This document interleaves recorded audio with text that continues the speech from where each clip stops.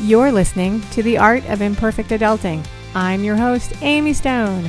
Here, I share stories from real people navigating the adventure that I call adulting. Are you ready? Me too. Let's do this. Hello, friends. In this episode, I'm going to introduce you to Lauren Roche. We talk about how she spent a year as a digital nomad. We talk about how she made the decision to do it, why, what was the motivation, what changed in her life, what were the hard things, what were the good things, all kind of stuff like that. I love this story and I'm excited to share it with you. One of the goals that I actually have for this channel, this podcast, this platform, this container, this streaming show, I don't know, whatever lingo we're using this week for shows, one of my goals is to connect different age groups, different generations, not just so that the wiser folks with wisdom highlights and spectacles, reading glasses, can inform the youngsters of the day of the things that we know, but also as a way for people to be invigorated and inspired by people who are younger than them. I think it's helpful. I think it's fun. And I honestly think that this crossing the age group type of thing is one of the purest examples of connection and community. I think you're going to love this interview. So let's do it. Lauren Roche, welcome to The Art of Imperfect Adulting. I'm happy you're here. Are you ready for a fun chat? Yes, let's go. Let's do it. I start all my interviews asking the very same question. What part of the world do you call home these days? Washington, D.C. currently. Love it. All right.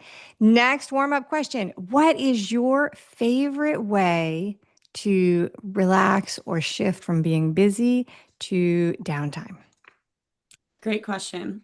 I think it's going on a walk. If I have like a transition period where I take a lap, make like a fake commute because I work from home and walk and just like be outside in nature, especially if it's a sunny, nice day. I like doing that. I love that concept of the fake commute. I don't do exactly that, but I do have like a routine that I started years ago when I was working from home. And it's like making that adjustment. It's like this is the end of goof off time, and here's work time. Like that sort of ritual is very good. Wonderful tips. All right, today we're going to talk about your year-long experience as what we now today call a digital nomad. And my first question that I want to ask you about this is, how long ago was this? This started in 2021 and ended in 2022. Very cool. All right. So really like during lockdown.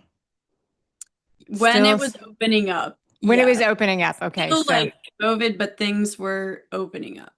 all right. Very cool. And then so 2021 is when this started. When did the idea begin? When did you begin to think about, hey, I think I want to travel for a while? When COVID hit. So I was working and going in person, I think 4 or 5 days a week.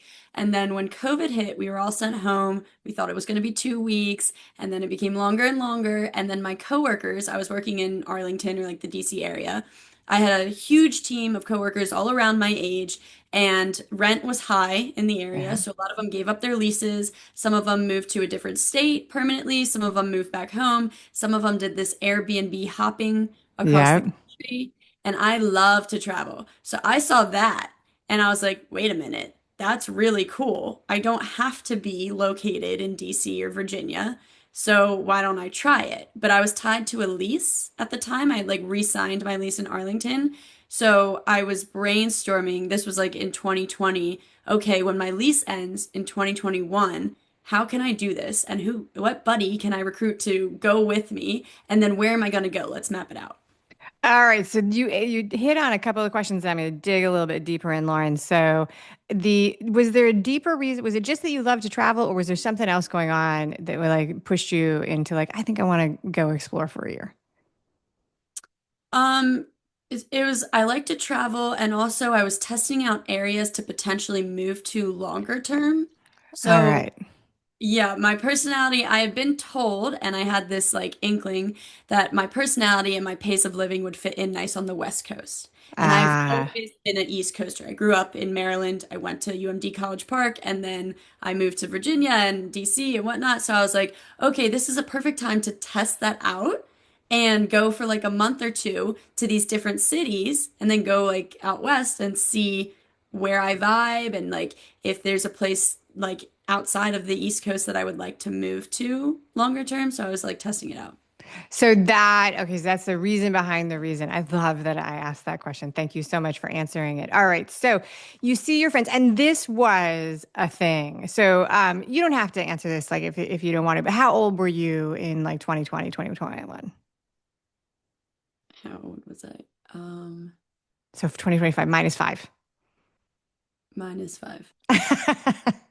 Sorry, Matt. 23.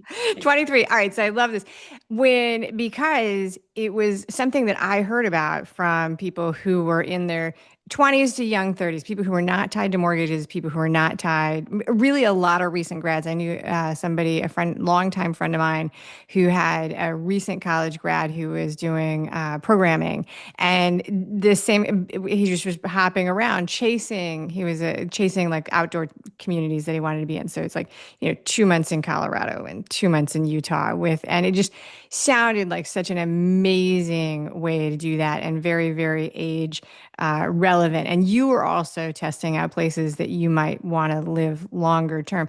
Did you plan out the whole year in advance? And then did you go with somebody else? Were you by yourself or with somebody with you? So I was with a friend. I knew that I probably wouldn't love being by myself, being like an extroverted and super social person and going to places where I didn't really know people, like if at all, or like only a couple people. So I wasn't ready to solo travel for that specific reason for that long. So I recruited a friend and a coworker at the time because our project like wasn't calling us in, so I knew that she didn't have to go into the office and was I know also you don't have to be there either, so let's go. yeah. And I pitched it to a couple different people and she was down. So I was like, okay, let's go. And then we actually planned out the first 3 months. So we didn't know how long would go by until we were potentially called back into the office. Yeah. And they were hinting at September at one point because I was in consulting. So it was like client services. So I was like on client site previously sometimes, and we were kind of at the mercy of some clients. Um, so we didn't really know what was up. And my lease had ended, I think, in July. I think we took off in like August, so the end of the summer of 2021. And they had sent us emails like hinting at maybe September, keep an eye out. We might require you to come in once or twice a week. I don't know. And I was like, haha, that's funny because I just planned my next 3 months, so I won't be coming in until December at the earliest. But I did get approval, I believe, from project managers, and I did see other people on my team doing this, so I'm like, no, I wasn't the only one. So I planned like down the East Coast. We wanted to go where it was warmer. I like Yeah. the warm weather. So yeah, we secured places for a month each, starting like in the Virginia Beach area in for September, and then in Charlotte, North Carolina for October, and then Charleston, South Carolina for November. Okay, so not super big distances in between. All right. What did your family and friends say when you first started talking to them about the fact that you were going to hit the road and be nomadic for a while? They thought it was really cool. Like my family was really cool about it because I asked if I could move. They live not far. They live in Maryland. So I asked if when my lease was up if I could move my stuff and store it at their house. And they were very kind and supportive and they let me store my stuff at their house so I could pack 2 suitcases and live out of suitcases for a while. And I was driving my car. So they were like, yeah, and everyone knows that I love to travel. So they were like, this makes so much sense. And like my friends were like, "Oh yeah, this is so Lauren," or like, "This is so cool." Like everyone I talked to about it was like, "This is awesome. Like that's so cool that you can do that." Yeah. So nobody had any negative vibes or pushback or things that like, oh, are you sure? Not that I remember, no. All right, that's awesome. One of the things the last time I moved, like I moved houses after having all of these things, I was like thinking of it as I had like three different moving car companies coming over like the course of a week. And I was remembering back to when I was in my 20s and I was like, I could move everything I owned in a car and a very small U-Haul. And that was so much easier. So I love that you were like, I'm going to put my stuff in storage. I have somewhere to go. And I'm just going to take my car and two suitcases. So you picked your destinations. How did you find places to stay? Were you Airbnb-ing it? Yeah, so we actually found this website, and I'm blanking on the name. But it was geared for traveling nurses. Oh, yeah, yeah. Yeah. It's something like travelingnurses.com or like, yeah, travel Yeah, nurses. Yeah, something like that. And where like the minimum stay for a place would be 30 days, and they had places listed for 30, 60, 90 days. yeah. And they advertised mainly for traveling nurses, but they said other traveling young professionals. So Airbnb, we consulted, but then man, I'm blanking on the name. I wish I remember. This site had the same listing sometimes for a lot cheaper. Yeah, because it's longer.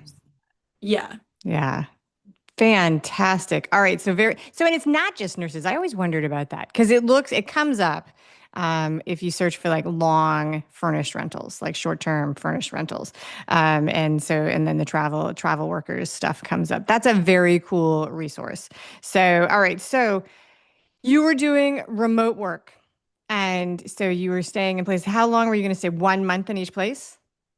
It started out that way, but then when November rolled around and we did not get the notification that we need to go back in office, my friend and I like checked in with each other and I was like, I'm having fun, I want to continue. And she was like, I'm having fun, I want to continue. So then we started to plan a place for December, but in Florida, actually. And I forget where specifically, but we were too late. Something fell through like last minute and we didn't plan super far in advance. So we ended up both coming back to our families. They both live in Maryland. So for the holidays, for the month of December, we were back in Maryland. And then during that time, we planned the next couple of months. So, and we were going to go out west and stay a little bit longer in each place. So it was like a month and a half to 2 months in the next three cities. Very cool. So this is something that people talk about when they are nomadic is that the effort and the time it takes to plan the moves is can be a lot. Can be a lot. Did you find that it was fun but extra work, like more stressful, less stressful than you expected? Like what was the actual work of nomading like for you guys? It could get very stressful. There was a time where we were in our first place in Norfolk, Virginia, right outside of Virginia Beach, and the Airbnb we had secured in Charlotte for the month of October. The owner contacted us and said we can no longer stay there. He decided to sell it. Oh, And we were like, wait, isn't there like some like legal thing protecting us? Isn't there a law against this? So my friend's dad, luckily, is a lawyer, and so he got involved. And then my dad is a realtor, and so I was asking him questions about properties and whatnot. And my friend's dad was able to work out a deal where we didn't get the place, but we did get compensated the difference because now like all of the Airbnbs were a lot more expensive because it was last minute. yeah. So my friend and I were doing a ton of research. Like we were working a rigorous 9 to 5, and then on the side, like taking calls with realtors on Airbnb, looking up available listings, double checking our budget. Does this fit in the budget? Now everything is pricier. Like, how are we going to afford this? Where do we want to go? Ideally, Charlotte, but we might have to be flexible. So, my friend's dad came in clutch and he worked out a deal where we didn't get this place, but we found another place and in Charlotte on Airbnb, and I forget what the exact difference was, but it was like a couple grand more. And so the guy, the owner of the first place, paid the difference. Wow. Oh my gosh. That's pretty lucky. That is very lucky. So you had some support, some heavy hitter grown up support that helped you when that was in a pinch. Yeah, I think that that would be very stressful because just like when you're traveling, if your hotel gets canceled and then you're like, I need a place to actually sleep. I do not, where am I going to go? So then I want to talk about because you were working in these cities, you were there for, a month to 2 months. And, research is like says that relationships are a key part of happiness. So you were traveling with your one coworker friend. So you had that one contact. But how did you guys like socialize and interact with your communities when you were only going to be there for like a month or 6 weeks or 2 months? Like, how did that work for you? That's a great question. So we didn't really interact like too much with our communities until it came to the last spot, which was Denver, Colorado, which was the friendliest city that I have ever been to. And since we were there for 2 months, I actually got to join a social kickball league, which I've done in several different cities. So we actually like made friends and had like weekly plans, social plans there. And I would say, like, I think Denver's the most conducive to making friends at the time, at least in 2022, is very transient, I think they called it. Like, there was a lot of young people moving in from the Midwest. So, like, Yeah. super friendly vibe, and also a lot of new people trying to make friends. Yep. Um, so that was super helpful. In some of the cities, I knew a couple people. So, like in Charlotte, I had a friend from high school who I hadn't really like kept in touch with, but she saw that I was in Charlotte, and then I reached out to her and we took a dance class. We used to dance together. So Okay. we took a dance class like in the area and got together like socially, and then this happened. Like I knew two-ish people in the San Diego area. Okay. So same thing, like I would reach out if I knew a person living there who I was friendly Sure. with. I would be like, "Hey, like I'm living here for a month or two. Like, do you want to hang out? And you can show me the spots, and I'd love to see what you're doing out here, and you can like show me around." So that was really cool. Other than that, I was on the dating apps. So I did, as I was with the mindset of, could I move here longer term? And Oh, yeah. me Sorry, go being on. a single, yeah, yeah, yeah. So me being a single, like young 20s girl at the time, I was like, oh, okay, dating is a big aspect of life. Like I want to Yeah. find a life partner. So why don't I test it out to fully get the vibe, of Yeah. the city? So I Yeah. would go on dates, and that's how I met like a decent amount of people. But I wouldn't say that I was just living there for the month. So I would go on a date, and sometimes like, a couple weeks later they'd reach out and be like, "Oh, do you want to go on a second date?" And I'd be like, "Actually, I moved to Charleston." So it wasn't sustainable. That is very, all right. So that is such a great element of this. So, because all of the platforms, the dating platforms are geotagged, so you can put in your location. And so then you sort of can highlight it and find a very, that's really actually, I think, very, very smart. So that's very cool. Okay. So, you're going to these places, you're enjoying the traveling, you're exploring new cities, but you're also, as you mentioned, Lauren, you said you were working a grueling 9 to 5. And so, how much did you actually get to explore in these new locations, and how did you figure out what you wanted to do and that kind of stuff? Yeah, I actually got to explore a decent amount. So I'm big into work-life balance. So as much as I was working a lot, and it changed because in September I was also taking an external training course. So that was a lot of work because it was like after work I would do this online UX UI design training with a mentor, and I was working on projects. But still, even in Norfolk, I think I got to explore a decent amount, like especially weekends. So we would see what's up, like follow the local news sources or social media, or see something announced at a coffee shop, like we're having a brewery festival this weekend, and we would go check that out. And then we'd also do some research online, and we started to make bucket lists per city. So Okay. restaurants, activities, um, areas like neighborhoods or bars or like zoos and stuff, like we would put on these bucket lists, and we would see how much we can check off before we left. So really intentional. All right. So very intentionally trying to explore the cities, find out what's going on, do the local things in addition to doing your job.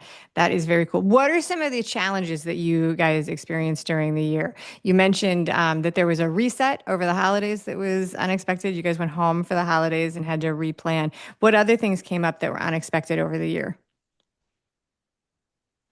Um, well, I think with when you were saying like relationships are key to us thriving as humans and our mental health, I agree with that. And I was realizing that it was quite isolating, and I Okay. didn't fully love being an extrovert. I didn't fully love remote work.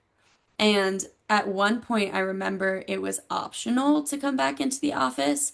And so I was working for a huge company that had offices like all over the nation and all over the world. So I would actually locate the office in my city and go in, but I didn't know people. Like it wasn't like my coworkers or my team that was there. So oftentimes it was just like me working by myself. And I was like, damn, I feel like kind of isolated. I wish, Yeah. like I see maybe some of my coworkers are going in every Wednesday now, and I'm Yeah. not there. So I missed that. And that's like part of several reasons why I ended up moving back to DC. Um, but yeah, with the reset was kind of nice in December because my team was having like a holiday party. And Yeah. like that kind of stuff is fun to be able to attend. So I'd actually switched teams a couple times. I guess there was a lot of surprises like work wise. Yeah. Because I like immediately, like in October, I was approached by my manager of the project that my friend and I were both on, and they had lost funding. And I was doing UX UI design, which was deemed as a nice to have. And so these were the first like people to be cut. And she told me, and I had just started, I had switched from product management and like a scrum master role to design, and I was enjoying it. And she was like, listen, we don't have the budget for designers. We're gonna be in like a state of like, I think O&M, operations and management or something, Yeah. and we're not going to be developing new features for this web application we've been working on. So you can, if you want to pursue design, I would find another project, she said, or you can do your old job, like be the Scrum Master, product owner type role, and continue on the team. So then I was like, oh, okay, I want to do design. So let me approach another manager. I had just joined this like design group within my larger organization. And I was like, hey, do you have any projects in mind that have reached out that need a designer? So she helped me find a new project basically almost immediately. So then I was doing that, and then it became a toxic team environment. It wasn't great. And the contract was originally 6 months, but I only lasted four, and that was on my own volition. After I was basically like a first year consultant, and my peers were experienced managers. So I was working way above my pay grade, and I was way outside of my comfort zone. And I had just became a designer, and I all of a sudden was the design lead for a team and the only designer, and like Yeah. navigating all of these things. I wasn't set up like for success. So I was really stressed. So actually that period from like I guess end of October through January or February maybe, was really stressful work wise. I still made sure to explore. I'm not going to take for granted that I'm nomading and Right. in these fun cities.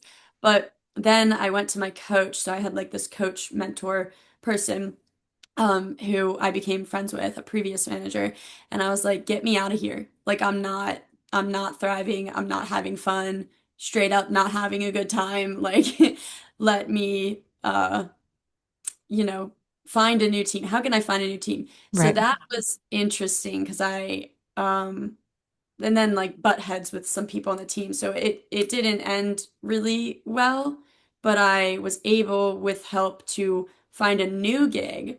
And in that time I was in Austin, Texas. So I transitioned jobs or like projects, I guess, at this larger company three times when I was nomading, which was a lot. That is interesting. Okay, so a lot of like workplace stress. One of the things that I was thinking about when I was putting together the questions of this is that there is anytime you change locations or time zones and you're, trying to, because even if you're not like a nomadic person now, like all the jobs and that everybody has, there's less definition between like work time and non-work time, and so people will take calls and do things like that. But there's pressure and stress anytime, even if you're in a hotel or an Airbnb, you're in a new place and you're setting your things up and you're getting ready to do like work in a different place. What was that like for you, like changing locations, knowing that you had to set up for like, reliable work, for 4 to 6 or 4 weeks, 6 weeks, 2 months? Like, was it challenging or was it just like, yeah, I'm here, here's my desk, here I go? I think I was more so go with the flow. Like, here's my desk. Like, we had um pretty much like a decent amount of space. We were doing like either two bedroom, one bath or two bedroom, two bath places. And I like mixing up my work environment makes things more interesting. And Yeah. so and I am a person that gets easily bored sometimes. So like working from home, it could become mundane. But then next month, I was in a new place, and like in Charleston, we had this really cute wraparound porch, Okay. and there were some chairs and tables out there. So I could work from that area, and I could also work from local cafes. Like I used it as a way to explore the city too. So I would go Okay. like work from a coffee shop or something while exploring the city that I was in. So that actually like worked out really well. So it wasn't bad. You never had a place where you like checked in and you're like, okay, the Wi-Fi here sucks. I can't like do anything. I remember the Wi-Fi sucking in some places, but I don't think it was the homes that we were living in. I think it was like different areas or coffee shops. Okay. All right. Yeah, that's reasonable. Yeah. Because I think about it, it's like every once in a while, you're in a hotel and you're like supposed to do like log into something, even if it's like nothing. And sometimes you're just like, oh my gosh, this is not, this is not as good as it is what I'm used to. Like it can just be stressful. So that's where that question came from. Okay. So what were some of the great memories that you racked up over the year of traveling and living nomadically? What were some things that really made it worthwhile? I think I was living my best life. Like Yeah. I was I was living life to the fullest. I think I was doing more socially on the weekdays too, because previously my weekdays, especially when I was going into the office, like everything would be set in stone and I wouldn't really have social plans. So it was like, get up, get ready for work, go to work, have the work day, come back, work out, make dinner, shower, Go to and bed. then Yeah. it's time for bed. Do it all Yeah. over.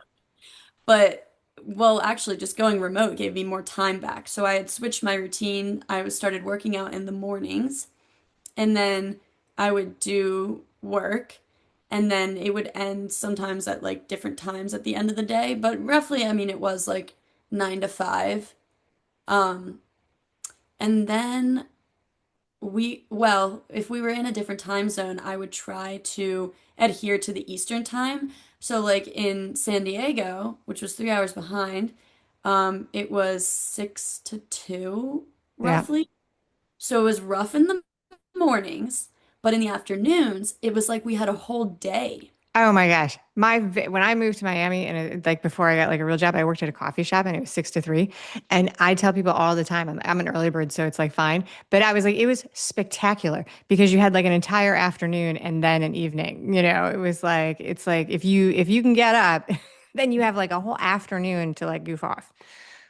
Yeah. Yeah, I had so much time during the weekdays. Yeah. Like we could go to trivia, we could go to happy hours, we could go to the beach. Like we lived a mile from the beach and I love the beach and I do really like surfing. So, and that's huge in San Diego. So we would go to the beach, like I'd see people surfing, and I honestly the way of life was really different there. Yeah. The beach was like crowded at like 3 p.m. on a Wednesday or whatever. And I was like, are we all working East Coast hours or is this just like how people operate here?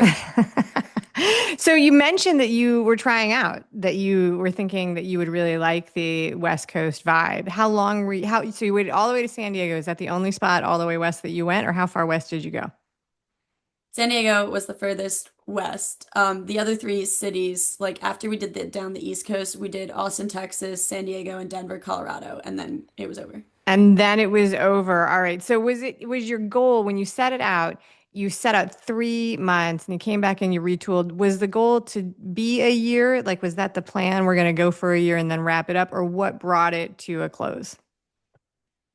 I don't think we were as concerned about time. It was more so like, okay, we like at the end of 2021, we weren't being called back into the office. So it's like, awesome, we have more time than we potentially planned for this adventure. And we're both enjoying it. And we both want to see other cities. So, like, what are the other cities we want to get to? San Okay. Diego, high on my list. So we kind of picked one in between that it seems like a lot of people in their 20s were loving, Austin. So we drove there and then did that for a little bit, then drove to San Diego. And then Denver was also high, maybe on both of our lists. I love Colorado. But we did that, and then that's like all we had planned. I think it's just like worked out with like, okay, that's what we had planned, and we hadn't really planned past that. So it was Okay. like it'll end. It was like, now it's time to go home. We're finished with this. All right. Very cool. Okay. So the next question is absolutely a mom question. I'm older than you and I get to ask these things. So did you guys get sick while you were out on the road and how did you handle it? Funnily enough, yes, I got COVID in the break. When we took a break in December, and it's for half of January too. I think because of all of these holiday parties and seeing all of Probably, these yeah. some people, um, I got COVID. Oh, and then I also went to Atlanta for New Year's. I was actually like Inception traveling, so this is like crazy. One of my best friends lived in Atlanta at the time, and I spend New Year's with the same group of girls like every year. So instead of her coming to the DMV area, we all planned a trip to Atlanta to spend Okay. there. So when I was home, December and half of January, I went there. All of that travel and seeing people after I got back, after New Year's, I got COVID. And this was right before we left for the Austin place. Um, and luckily it worked out where it was like the 2 weeks quarantine was up just before we had planned to leave, and we were going to stop at Nashville on the way and spend a couple days there. So that worked out, and my parents were really kind about it because I was living in their house and they weren't happy that obviously I got COVID, but I was quarantining in my room and they would make me meals and like bring it up, and they were really, really kind about it. And then when we got on the road and we were in Nashville, my friend ended up getting COVID. So she got sick in Nashville, Oof. like really sick. And then we had a 12-hour drive to Austin. And originally we were like switching off driving, but I could tell she was like not feeling well. So we did switch off, but then I think I drove like a decent chunk to Austin. And when we got there, I think she took a test. She realized it was COVID. So I was kind of annoyed because I just had COVID and I was like, I just quarantined. And now we Yeah. get to Austin and I'm like, well, because I was exposed, does that mean I have to quarantine? Like, what is this? This is like another 2 weeks. And we had a coworker in Austin, actually on our team, who had reached out and offered to have us over for dinner right when we got there.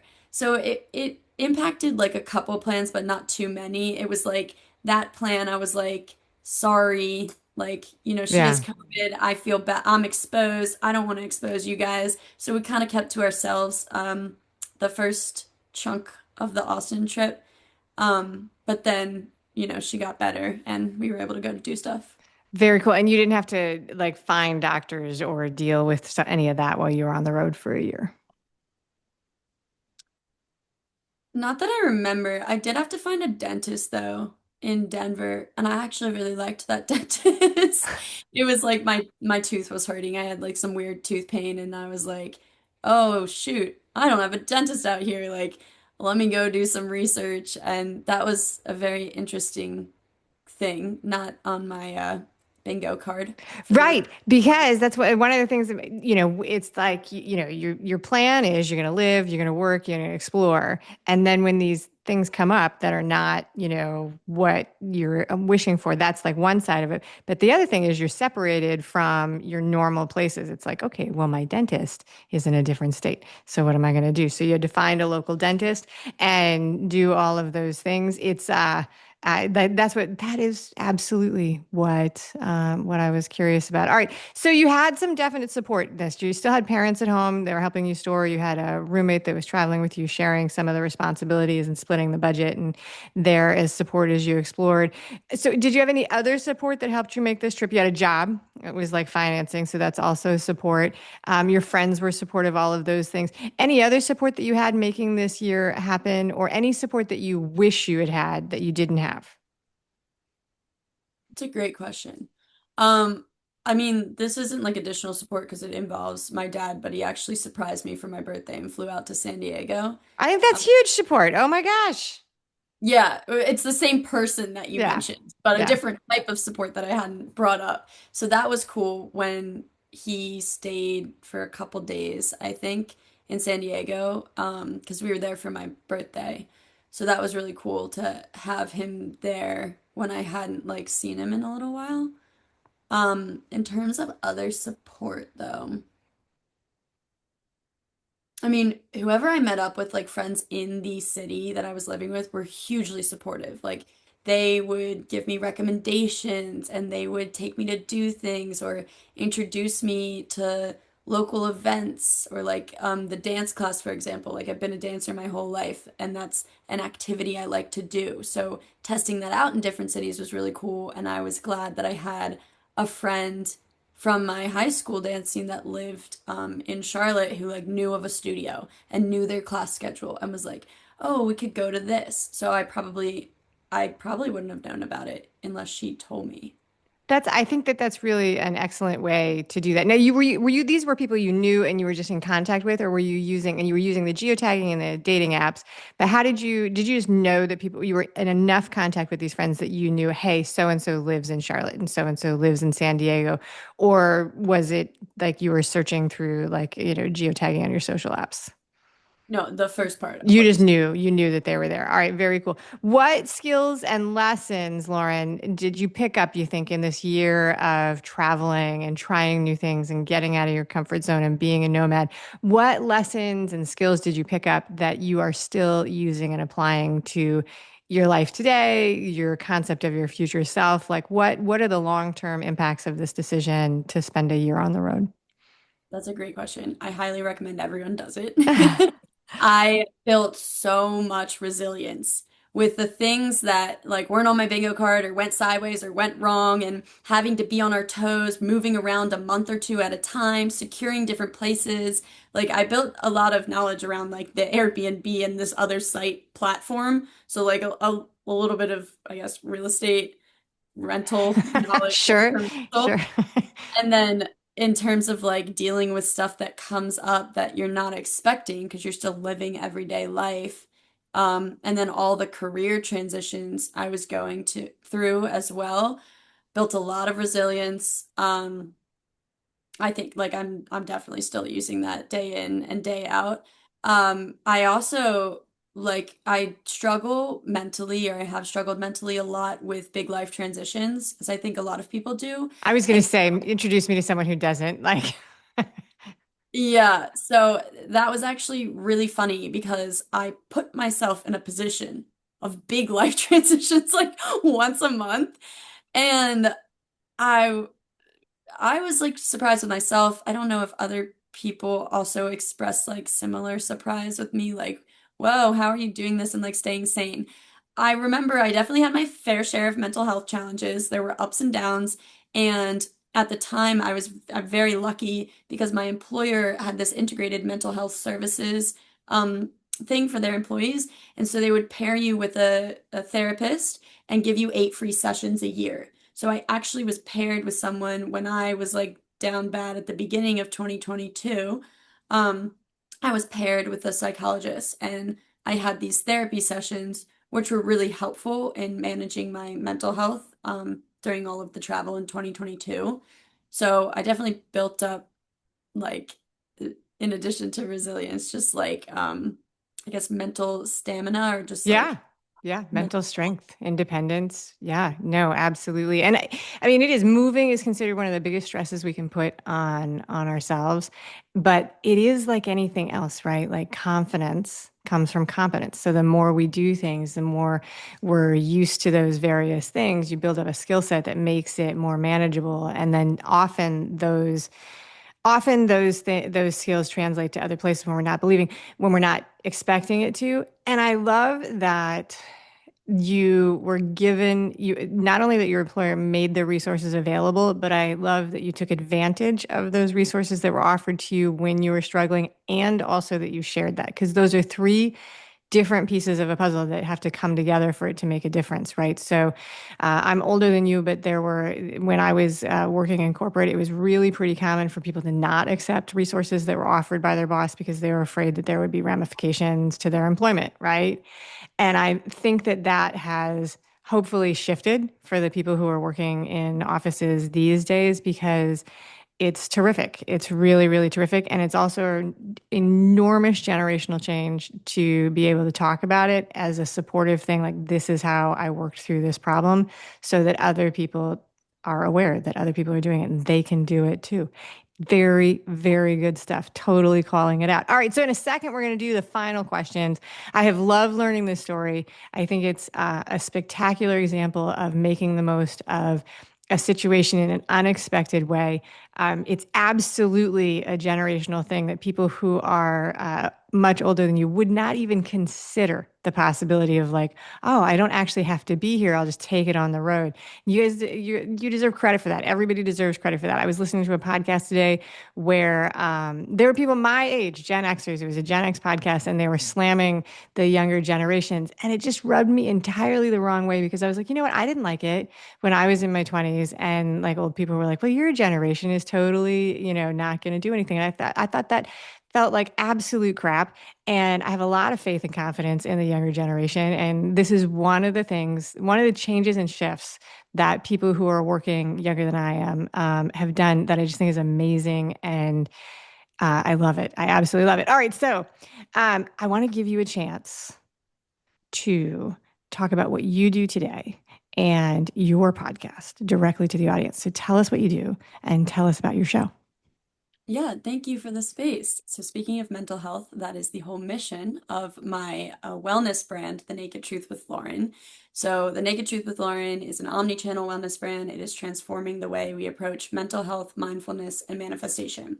While it is different in this generation, and people are more open about it, and people are more apt to um, take advantage of the resources for their mental health that are either offered by employers or just like therapy in general, there is still a long way to go. I'm very appreciative of the progress that has been made since like my parents' generation, but there's still a long way to go.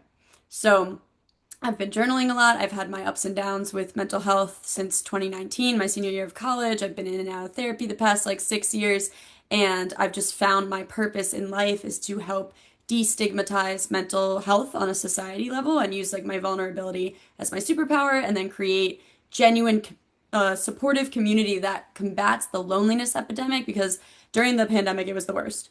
But we are still coming out of like what they're calling a loneliness epidemic. And especially like in America, in this like individualistic society that we live in, which has pros and cons, it's not all bad. In this era of technology, in this era of living maybe further apart from each other so we don't see our friends and loved ones as often as we could, it's just no one wants to be alone. And when you Yeah. feel alone in your struggles mentally, like I have in the past, like people have because it's not openly talked about all the time, that's when like at an extreme, someone could make a life-ending decision. Yeah. And They internalize the struggle. Yeah. yes, and I am very aware that suicide is one of the leading causes of death in the US. And so I aim to decrease the rates, like help decrease the rates, because it's not only me doing the work. But yeah, with my wellness brand as a whole, so there's the podcast, which you mentioned. It's on all platforms, The Naked Truth with Lauren. It's conversations, raw, open conversations about my experiences, friends and families, journeys and experiences, experts. We've had transformational success coaches, we've had self-sabotage experts, I just had a EDM DJ who talks about manifestation and incorporates that in her music. I interviewed an American Ninja Warrior about the link between like physical and mental health. So all of that, there's you can find on all your favorite platforms. We have an Instagram, so I do like digital content creation. The Instagram is the primary platform. It's at thenakedtruth.pod. And it's just like fun, inspiring, motivational content. I have a weekly gratitude newsletter Okay. to help us attract abundance on a community level. So Okay. taking my gratitude practice, putting it into a weekly newsletter, and practicing gratitude helps shift the human negativity bias to focus on the positive and then attract more positive and abundance into your life. So that's the goal there. I also do one-on-one transformation coaching myself. And I do interactive workshops both in person and virtually. And the best place to find all of this stuff, because I know it's a lot, is our website, which is www.thenakedtruthwithlauren.com. So if people want to check out any of my services, you can go there. If you want to join the email list, get the gratitude newsletter, and hear about future events and workshops, you can sign up for the newsletter on my website. I love it. And I will put the link to Lauren's website and her podcast in the show notes, which will be on all the audio first platforms and on YouTube. But the easiest way to get the links, as Lauren alluded to on her platform as well, is to be a subscriber to the Imperfect Adulting email community. And then I recap that for all the episodes, and the links are right there in your email, and you just click on them, and it's easy peasy lemon squeezy. Thank you so much, Lauren, for sharing all that information with us. Are you ready for the final three questions? Yeah, let's go. Let's do it. All right. What is your favorite color? This. So, how If would you people describe that? Like gray, like heatherish gray, or No, actually, okay, so if people are watching, it's like aqua. That's aqua? All right. So, like an aqua. She's got an aqua hoodie on, and that is the way it goes. Okay. Today in 2025, when you have a question, any kind of question, what do you do? Are you going to ask a chatbot? Do you call a friend? Do you go to a library and ask a librarian? Do you head to YouTube, Google, or something else completely? probably AI. I Yeah. I don't know if you're gonna like this answer, but No, I think that's what a lot of people are doing, and that's the reason I ask. And it's it's and how many different AI, this is question 2.1. It's not its own question. There's still another one coming. How many AI platforms do you like have in your like rotation of tools? probably like four or five. I literally have a folder on my phone. I'm looking at it now called AI assistants. Originally, I just started with ChatGPT, like a lot of people do. Then I was using Claude. I use Claude actually daily. I do like Yeah. a more pages style voice journaling with Claude, and it's good for writing. So I use it for the first draft of emails and my LinkedIn bio, stuff like that. Obviously, I tweak with my own like language Yeah. and word. Yeah, the human in the loop is crucial with AI. I use Gemini. I'm pro AI, so you don't have to couch it for me. Like I'm a big fan. So, all right, Yeah, but just like Gemini. Yeah. just like telling everyone out there because some people are misinformed, I think, or have preconceived notions about AI. And so it's not going to replace us. Need the humans still. They're still training the models and there's still hallucinations and it makes mistakes. So that's just my point. But I use Gemini as well. Um, I've used Perplexity here and there and Notebook LM. And I do want to say this out loud because I don't know if a lot of people know about it. There's an app called Diem. Well, it's a Gen AI tool, but it's made by a woman for women. And I don't know how I originally found it, but this woman is on TikTok. It might have scrolled across my TikTok. And her whole point in making it was like a lot of white male billionaires That's right. the top digital platforms and AI tools that we are using. And so she wants the power in the hands of women and all about like equality, gender equality. So it's kind of like it's very niche. It's not as broad as like a chat GPT. It's more so like questions for the group chat that you might be embarrassed about asking out loud or maybe taboo topics like sex or like drugs that you want like a forum. There's like a community forum, and then there's a Gen AI tool, and then it quotes the sources, where it's getting the Wow. information. And what is it called again? Diem. Okay, like carpe diem, like so for the day, seize the day. Yeah. Okay, so I had not heard of that, and I think that's a very cool thing because very similarly to the way our medical choices are impacted by the fact that 200 years of medical research just didn't include women. I don't know why that would matter to anybody, but it does actually show up in the choices we get. It makes sense that the technology choices are predominantly male owned and male controlled. So are the broadcast choices. News and entertainment is also heavily factored by companies that are owned and managed by men, and that's another place where it is good that there are women taking leadership roles. All right, last question. If you won the lottery today, and I checked when I wrote out these questions, it is $950 million for Powerball. So you can put that number in your mind. What is the first thing you would buy? There's only one rule. It has to actually be for you. It has to be a thing, not an experience. No, it could be an experience. No. Yeah. It just has to be I'm for an, you, not for somebody else. I'm an experience girl. I love experience gifts. So I think I would buy myself a trip. Honestly, All yeah. right. So if I you had think I would. $950 million, what's the expensive trip that's out there that you're like, I would really love to do this, but the way to do this is really expensive? I would send myself to the other side of the world, Australia and New Zealand, because Nice. I want Nice. to go, and I think you have to go for at least 2+ weeks, a good chunk of time to make that long haul flight worth it. I totally agree. When you go to Sydney, are you going to walk across the bridge? You're going to go across, you know how you can walk? Do you know that? You can get, oh, you don't know this. All right. In Sydney, there's the channel, I think it's the Harbor Bridge. And there you can, as a tourism thing, they put you on like a security line. You can walk across the top. Cool. Put it on Yeah. your list. Put it on your list, Lauren. All right. Thank you so much, Lauren. You have been an amazing guest today on the show. Thank you so much for having me, Amy. Thank you for listening today. I hope that you enjoy the show. And before I go, I want to encourage you to become a bigger part of the conversation. Obviously, subscribe wherever you're listening to the show. Listen to more episodes. That'd be great. Again, please write a review and tell your friends about the show. That truly is a great help for getting the show in front of new people. Okay, but more fun for you yourself. Head over to imperfectadulting.com and join the email community. You'll get some free stuff right away, and that way you'll begin to get the emails about the podcast. This includes the links for the special offers from the guests, and it's the only way to get that. Also, if you aren't in the mood to listen, I actually include an article directly in those emails. Whee! Now, if you love this and you crave more time with me, Amy, as a coach, a mentor, or just adultier adult, numero uno, check out The Village. If you have a story you want to share with the listeners, I'd love to hear from you. I have an open application. Just let me know you want it. And that's a wrap for today. Until next time, remember, the journey is the destination. Ralph Waldo Emerson said that, not me. Well, until just now, I did just say it.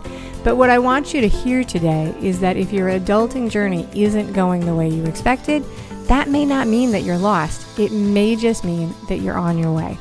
This is Amy Stone, signing off.